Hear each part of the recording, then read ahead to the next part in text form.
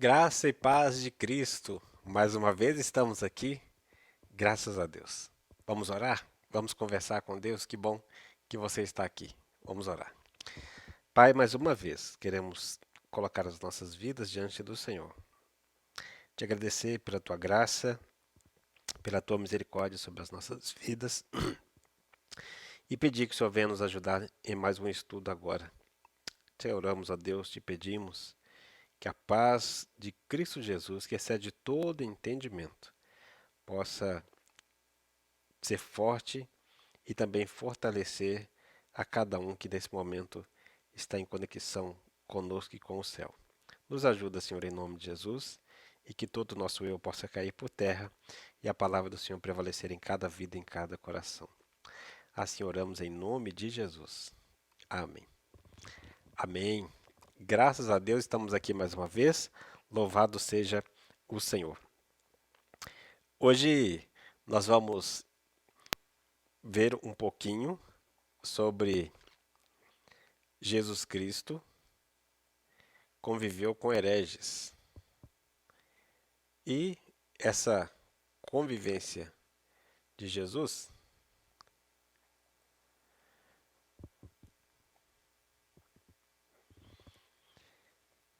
não foi uma convivência de concordância, foi uma convivência de conviver. Da mesma forma que nós estamos aqui, nós temos que aprender a conviver uns com os outros. Faz parte da saúde espiritual ter uma boa convivência com todas as pessoas, né? Então, Jesus Cristo conviveu com hereges, mas os hereges não queriam e não quiseram conviver com ele. Vamos então para Tiago 1:22, que aí está projetado. Tornai-vos, pois, praticantes da palavra e não somente ouvintes, enganando-vos a vós mesmos, né? Então, muito importante a gente ser um praticante da palavra de Deus. Aqui na página de número 95, onde nós estamos, traz um ensino poderoso para as nossas vidas. Muito se fala de respeitar e conviver com o diferente. E uma das coisas mais marcantes na vida de Jesus Cristo, na minha visão particular, né, é a sua convivência com a oposição. E essa oposição que Jesus tinha não era uma simples oposição. Era uma oposição daquelas assim bem terríveis mesmo. Por que terríveis? Né? Era uma oposição terrível porque não era aquele povo que fazia oposição e está ali. Era gente que queria matar Jesus. Era gente que estava inventando mentira a respeito dele, falso testemunho, pegando pessoas e entregando propina na mão delas, a corrupção gerando ali muito forte, querendo matar Jesus. E eles fazendo todas essas coisas e Jesus convivendo com eles. Que desafio que Jesus passou. Eu e você, nós também somos chamados a viver num tempo como esse. Conviver com hereges, conviver com pessoas que estão produzindo heresias, mas não concordar com eles. Então, a Bíblia diz, veja aí na sua apostila, o segundo parágrafo, em João 6,64. Contudo, há descrentes entre vós, pois Jesus sabia desde o princípio quais eram os que não criam e quem o havia de trair. Olha, na onisciência divina, Jesus, ele sabia quem estava realmente crendo nele, quem realmente não estava crendo nele e quem realmente também tinha más intenções contra ele.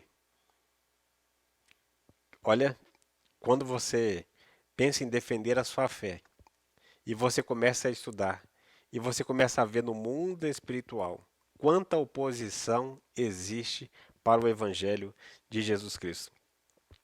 A razão por que Jesus Cristo conviveu com hereges sempre foi manifestada pela bondade divina, que deseja a salvação de todas as pessoas, né?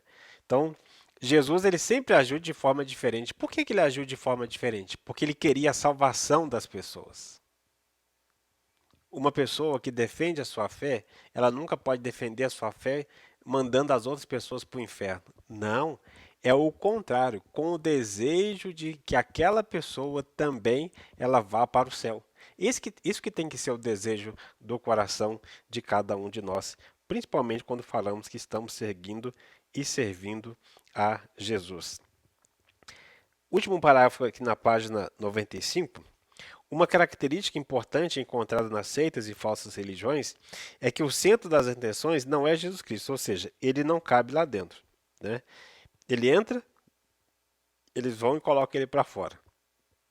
Então, por que que os hereges da época de Jesus, eles não queriam conviver com Jesus e nem queriam que ele entrasse ali no meio deles? Sabe por quê? Exatamente por conta disso que você pensou.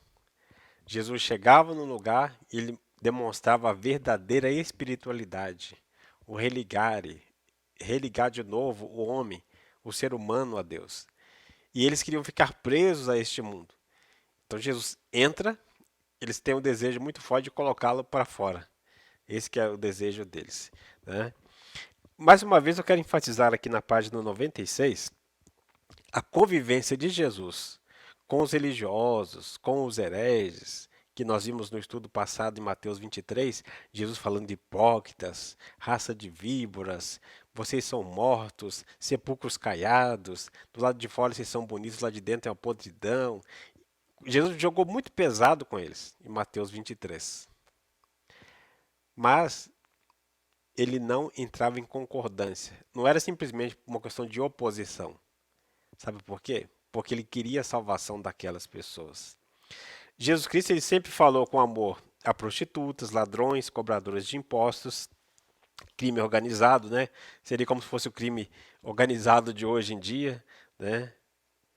É, os endemoniados, os doentes, insistentes que estavam ali pedindo a cura, né? Pedintes, pessoas que vinham pedindo as coisas, etc. Jesus sempre tratou todas as pessoas com amor, né? Este é um grande ensino do verdadeiro cristianismo, o amor e o respeito ao próximo. Que amor! E é muito mais do que uma ideologia. A gente vê, por exemplo, canais de televisão colocando respeite, mas eles são os primeiros a desrespeitar a Bíblia, desrespeitar Jesus, desrespeitar o cristão evangélico. São os primeiros a desrespeitar. Ou seja, não fazem por onde. Aqui que eu estou fazendo é o quê? Uma apologia, uma defesa da fé em Jesus Cristo. Fariseus sempre estavam ali próximo de Jesus, junto com os saduceus e outros grupos mais, né? E Jesus, quando olhou para eles, embora ele tenha tratado com muito amor e carinho essas pessoas que nós citamos, ele vira para esses religiosos e fala de uma forma muito dura. Era o jeito que eles precisavam ouvir. Da mesma forma que eles eram duros, Jesus falava com amor e dureza no coração. Efésios 4,15 diz: fale a verdade com amor. Não é simplesmente falar a verdade. Falar a verdade, de repente, é fácil. Mas falar a verdade com amor já é a diferença. E que diferença! Esta é uma marca do Deus eterno. Ele respeita nossas decisões, por mais absurdas que sejam e contrariem sua vontade. Ele respeita o nosso livre-arbítrio. Porém, não as tolera no sentido de conformar ou concordar, mas no sentido de dar uma nova chance. O Deus da Bíblia é o Deus da segunda chance, da terceira, da quarta, da quinta, da décima, da milésima, da última chance. Ainda que seja lá naquele último momento, ele ainda dá uma chance para nós. Vou te dar um exemplo: o ladrão que estava à direita de Jesus ali na cruz, né? Então, a gente tem esse exemplo aqui que a gente tem que estar agradecendo a Deus porque ele sempre dá chance para nós. Mas quando Jesus, esse mesmo Jesus que tratava com amor endemoniados, prostitutas, os pobres, os injustiçados, as viúvas, ele pega como se fosse um porrete, um chicote, um cacetete e sai derrubando todas as bancas de mercadorias que estavam ali no templo. E Jesus fica muito bravo. Ele fala assim: vocês estão fazendo da minha casa de oração uma casa de negociação. Veja bem, quando a gente fala da convivência de Jesus com os hereges, com as heresias, com as seitas, aqui nesse texto bíblico de Mateus 21, 12 e 13, fica bem claro que Jesus ele não tinha concordância com o que eles faziam de errado. E uma das coisas era mercadenejar a fé, ou seja, vender a fé, né, explorar a fé das pessoas, né? Então, isso aqui é muito lastimável a gente ver acontecendo, né? Na página 97, penúltimo parágrafo, diante da convivência de Jesus Cristo com os hereges, ele ensinou um princípio para seus discípulos que ultrapassa o tempo, ou seja, é para nossos dias também. O princípio da unidade do corpo de Cristo, da busca incessante de comunhão. Por isso, lá em João 17, ele orou ao Pai rogando que nós sejamos o povo da unidade diante da adversidade, da individualidade e da adversidade que busca o aperfeiçoamento através do amor a Deus e do amor de uns aos outros. Né? Será que já prestamos atenção a esta oração como ela merece? Trago essa pergunta aqui para você pensar um pouquinho. Em João 17, Jesus faz uma oração. Então, essa oração que ele faz tem um propósito. Qual que é o propósito? A unidade do corpo de Cristo. Essa é a oração de Jesus. Ele convivia com os hereges, mas ele sempre estava procurando preservar a unidade. Ele queria evangelizar, salvar aqueles hereges. Tanto é que Mateus era cobrador de impostos, ele foi salvo. Zaqueu, um outro cobrador de impostos, também chefe dos cobradores de impostos, foi salvo. O objetivo dele era trazer a salvação. Sempre foi esse. E isso ele conseguiu fazer. Pensando nessa oração de Jesus, de João 17, eu fico pensando sobre minha própria vida e sobre a sua vida também. Qual era a responsabilidade dos discípulos na época de Jesus e minha e sua como discípulo de Jesus no dia de hoje? Qual que é a nossa responsabilidade como resposta para essa oração de Jesus? Jesus orou pedindo unidade. Nós vimos em estudos anteriores que a insatisfação, o descontentamento, né? Você vai ver em mais estudos aí anteriores, o quê? A rebeldia, posições de rebeldia contra a liderança, todas essas coisas, elas atrapalham a unidade da igreja, do corpo de Cristo. Eu e você precisamos vigiar a nossa vida e orarmos, pedirmos a Deus que Deus não permita que nós sejamos agentes de divisão, mas sejamos agentes úteis para a glória de Deus de unidade, de união. Estou aqui na página 98 agora e faço uma pergunta: como acontece a unidade? Primeiro, quando se rende, se esvazia de si. Enquanto nós não nos esvaziarmos e não nos rendermos, então não será possível ter unidade. Mas quando a gente faz isso, a unidade ela acontece. Segundo, quando se procura andar junto, quando se procura um acordo. Olha, por que todo casal ele é diferente um do outro? Mas por que alguns casais eles vivem 10 anos juntos, 30, 40, 50, 60, até 70 anos juntos? Sabe por quê? Porque entraram em acordo. Amós 3,3 diz: andarão dois juntos se não houver entre eles acordo? Não tem condição. Então tem que haver acordo. A família de Cristo, a família cristã é a mesma coisa. Só que o acordo não é de aceitar o erro. O acordo é de vamos nos render a Jesus Cristo. Quando duas pessoas se esvaziam de si mesmas e ficam com Jesus, quem que sobra? Quem que fica ali? Quem que prevalece? Jesus. Então vai haver unidade, vai haver união. Terceiro, quando se procura fazer a vontade de Deus e não a sua. Para haver unidade, nós temos que abrir mão da nossa vontade. Por que existem muitas seitas e heresias? Porque as pessoas não abrem mão da sua vontade. Elas não buscam fazer a vontade de Deus. Elas não se esvaziam de si. Toda seita, toda heresia é exatamente o início dela é exatamente esse. Não tem diferença. É isso aqui mesmo. A divisão, o isolamento, o afastamento, o distanciamento, tudo isso não é propósito de Deus, é propósito do diabo, né? É propósito do diabo. Quando Jesus Cristo orou para que houvesse, ou seja, para que haja unidade, ele estava pensando em mim, estava pensando também em você, né? Temos que entender que quando a igreja de Cristo sofre, todos sofrem. O corpo inteiro, ele sofre, né? Então, abramos bem abertos os nossos olhos, abramos também os nossos ouvidos ao que o Espírito diz à igreja. E a Bíblia deixa bem claro: se você semear contenda, você vai colher contenda, vai colher tormenta. Planta-se vento, colhe-se tempestade, né? Agora, se você semear concórdia, você não vai colher discórdia, você vai colher muito mais unidade do que tudo. E por isso que a oração de Jesus é que eles sejam um. Que eles sejam um. Essa foi a oração de Jesus. E aqui chegando já no final na página 99, olhando para Jesus Cristo, descubro que quem está cheio do Espírito Santo sempre quer estar junto, próximo, em unidade. Olha, tem muita gente que fala assim: eu estou cheio do Espírito Santo, mas não quer conviver com pecadores. Isso não é ser cheio do Espírito Santo. A pessoa mais cheia do Espírito Santo, Jesus Cristo. Ele subia ao monte, descia para conviver com os pecadores, não concordar com eles, fazer diferença no meio deles. É isso que Jesus fazia.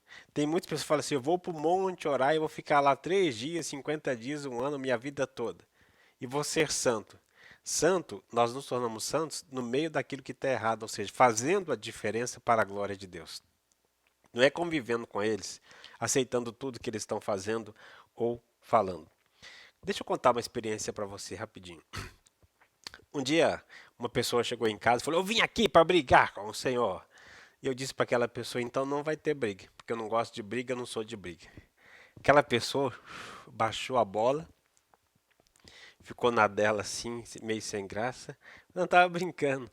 Mas se eu tivesse brigado com aquela pessoa, a gente não estaria conversando até hoje.